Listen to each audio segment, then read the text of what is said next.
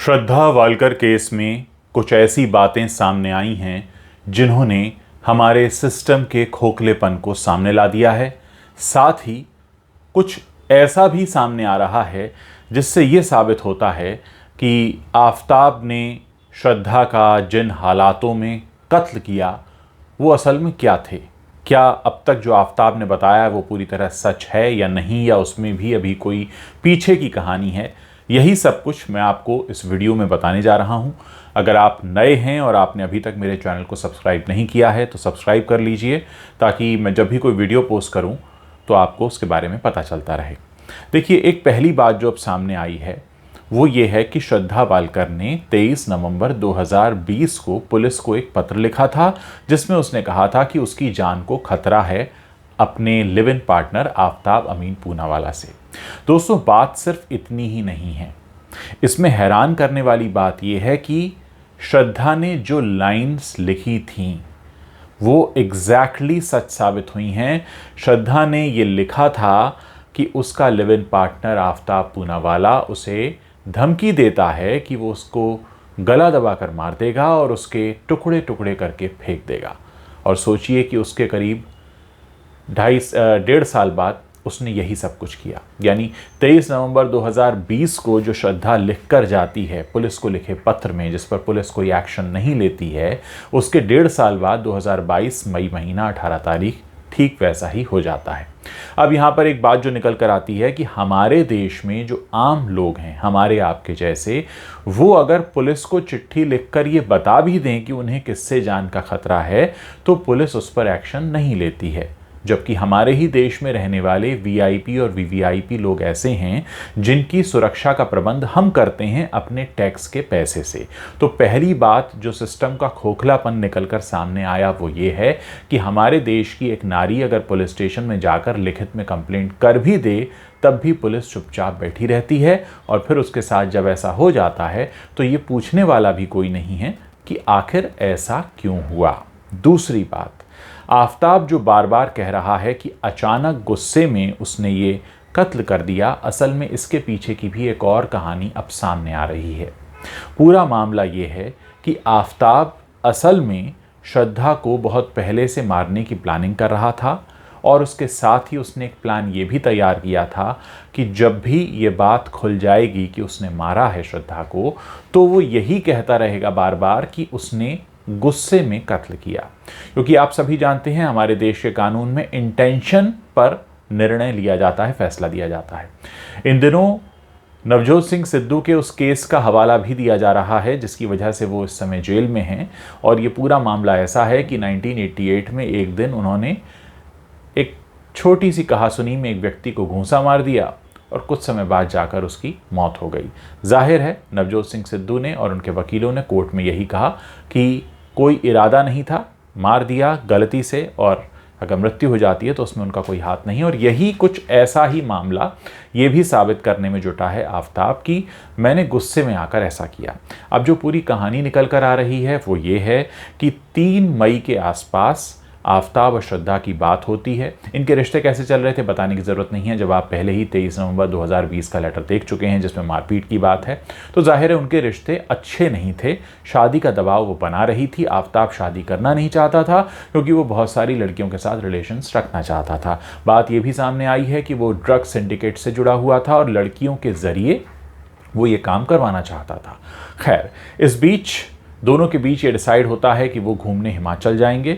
असल में हिमाचल जाने का प्लान भी श्रद्धा को ठिकाने लगाने के लिए ही बनाया गया था, क्योंकि आफताब का मेल ईगो उस पर सवार हो गया था। उसको ये लग रहा था कि शादी मुझे करनी नहीं है, शादी नहीं करूँगा तो ये छोड़कर चली जाएगी, छोड़कर चली जाएगी तो दोस्तों में वही बात फैलेगी कि देखो इसको छोड़कर चली गई और शादी में कर नहीं सकता, तो ऐसे में इसको इस दुनिया से अलविदा करवा देना चाहिए। ऐसी सोच चल रही थी आफताब की, और ऐसा माना जा रहा है क्योंकि अब पुलिस इसी दिशा में काम कर रही है कि 3 मई से 8 मई के बीच जब ये हिमाचल प्रदेश में थे उस वक्त भी आफताब ने इसे ठिकाने लगाने की कोशिश की होगी, लेकिन क्योंकि वहाँ सफल नहीं हुआ तो उसी दौरान ये जिस होटल में रुके थे हिमाचल प्रदेश में, वहाँ आफताब की मुलाकात होती है एक बद्री नाम के व्यक्ति से। बद्री उसे दिल्ली के बारे में बताता है और ये भी बताता है कि दिल्ली में भी एक ऐसा एरिया है जहाँ जंगल है, पहाड़ी है, जहाँ पर तालाब है, और कहीं ना कहीं आफताब को एक ऐसे ही सुनसान इलाके की तलाश थी जहां जाकर वो रुकें और फिर वो श्रद्धा को ठिकाने लगा दे। उसे ऐसा कोई ठिकाना हिमाचल प्रदेश में तो मिला नहीं, मुंबई में वो ये कर नहीं सकता था क्योंकि मुंबई के दोनों ही रहने वाले थे, दोनों के बहुत सारे दोस्त थे, श्रद्धा के भी बहुत सारे दोस्त थे। वो ये तो जानता था कि श्रद्धा के माता पिता की आपस में नहीं बनती थी और ये अपने घर वालों के टच में भी नहीं रहती है, तो उसे ये था कि दोस्तों के टच में भी ना रहे तब मैं इसे ठिकाने लगा सकता हूँ। कहते हैं कि उसके बाद 8 मई को जब ये वापस प्लान बनता है हिमाचल से मुंबई आने का, तो आफताब ये ऑफ़र रखता है कि दिल्ली चलते हैं, और श्रद्धा तैयार हो जाती है। उसके बाद ये 8 मई को आते हैं, नई दिल्ली रेलवे स्टेशन के पास एक होटल में रुकते हैं। फिर ये उसी छतरपुर इलाके में रहने वाले बद्री से संपर्क करता है। हालांकि बद्री को कुछ भी पता नहीं था कि उससे छतरपुर के बारे में इतनी सारी इन्फॉर्मेशन क्यों निकाली जा रही है, लेकिन वो सारी इन्फॉर्मेशन निकालता है। उसको लगता है कि बहुत अच्छा इलाका है, जंगल भी पास है, तालाब भी पास है, सुनसान इलाका है, ज़्यादा आबादी नहीं है। और फिर वो छतरपुर में इस इलाके में इस घर को 15 मई को किराए पर लेता है, और सोचिए कि उसके महज 2 दिनों बाद 18 मई को इस घटना को अंजाम दे देता है। अब यहाँ एक और बात जो इस तरफ इशारा करती है वो ये है कि जब श्रद्धा के लाश के टुकड़ों को वो ठिकाने लगाने गया, उस दौरान उसने अपना मोबाइल फ़ोन कैरी नहीं किया, ताकि किसी भी तरह से मोबाइल फ़ोन की लोकेशन के ज़रिए उन जगहों का पता पुलिस को न लग पाए जहां कि उसने वो लाश के टुकड़े फेंके हैं। हालांकि इस दौरान वो एक गलती कर बैठा, जिस गलती या चूक या भूल की वजह से वो पकड़ा गया। वो भूल ये थी कि जब अक्टूबर में उससे पूछताछ होती है मुंबई पुलिस द्वारा, तो वो ये कहता है कि 22 मई को श्रद्धा उसे छोड़कर चली गई। लेकिन सच ये था कि 22 मई से जुलाई के शायद पहले हफ्ते तक ये श्रद्धा का फ़ोन इस्तेमाल कर रहा था, और श्रद्धा के फ़ोन को अपने ही साथ रखे हुआ था उसी घर में। तो यहीं से वो पहली कड़ी थी जहां से पकड़ में आया, वरना इसने तैयारी पूरी कर रखी थी। उसी तरह जैसे श्रद्धा ने लेटर में लिखा था कि मुझे मार डालेगा, टुकड़े टुकड़े करके फेंक देगा, जब ये टुकड़े भी फेंकने जा रहा था तो अपने साथ अपना मोबाइल फ़ोन नहीं लेके जाता था, क्योंकि जिस दौरान इसने टुकड़े फेंके हैं यानी 20 मई से लेकर और 5 जून तक, तो इसके फ़ोन की लोकेशन लगातार इसका घर ही बताई गई है, जबकि ये घर से बाहर निकलता था टुकड़ों को फेंकने के लिए। तो कुल मिलाकर इसमें कई सारी बातें साफ होती हैं। पहली बात तो मैंने यही बता दी कि आम आदमी की ज़िंदगी का क्या मोल है कि जहां खुद लिखती है एक लड़की कि मेरे साथ ऐसा होने वाला है, लेकिन कोई एक्शन नहीं लिया जाता। यहीं कोई वीआईपी वीवीआईपी होता है जिसके सुरक्षा में एसपीजी और पता नहीं क्या क्या तैनात रहता है हमारे आपके पैसों से, तो उनके लिए तो बहुत इंतज़ाम होते हैं, लेकिन हमारे देश की आम जनता के लिए क्या है।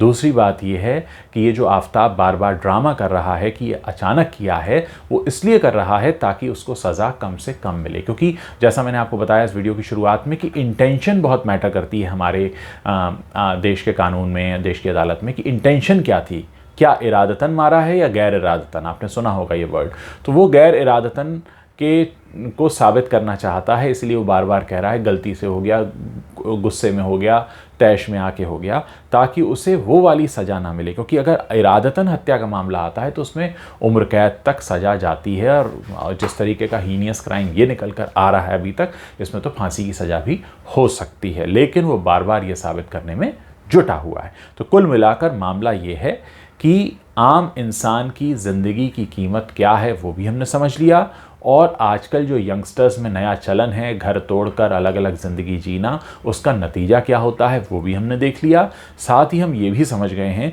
कि एक व्यक्ति कितना शातिर हो सकता है कि अपने साथ 3 साल रहे एक व्यक्ति को, जो कि उससे शादी करना चाहता था, लिव इन पार्टनर मतलब जीवन साथी जैसा ही होता है, आप उसको मतलब प्लान करके मारते हैं, टुकड़े करते हैं, फेंक कर आते हैं, और आपका आगे तक का प्लान है कि पकड़े भी गए तो ये साबित ना हो कि मेरा इरादा था, मैंने गैर इरादतन ये किया। तो सुनने में यही आ रहा है कि पुलिस अब कोशिश कर रही है इसको गैर इरादतन नहीं बल्कि बाकायदा प्लान करके की गई हत्या की कैटेगरी में इसको डाला जाए।